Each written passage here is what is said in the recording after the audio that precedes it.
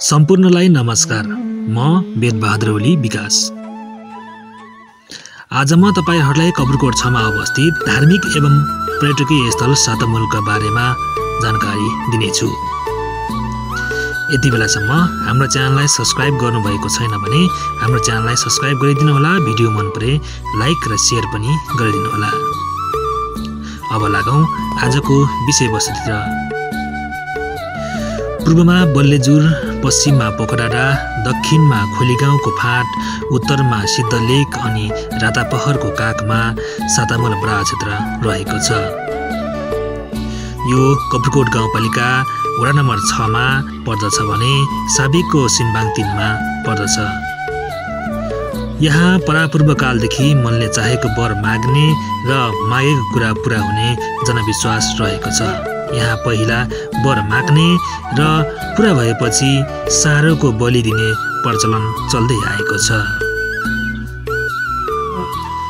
गाउँमा कुनै प्रलय, महामारी, रोगब्याध फैलियो भने सबै गाउँका बासिन्दाहरू मिलेर यहाँ सारो हान्ने पूजाआजा गरेपछि त्यस्तो प्रलय र महामारी रोगबाट बच्ने जनविश्वास पनि रहेको छ।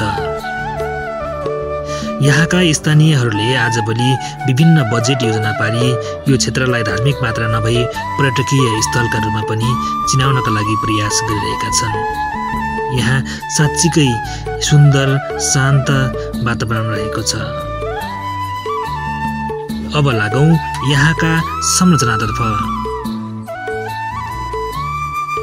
उत्तरतर्फबाट यस बराह क्षेत्रमा प्रवेश गर्ने मुख्य प्रवेशद्वार रहेको छ भने यहाँ अवलोकन गरी उत्तर पूर्वबाट निस्कने द्वार रहेको छ।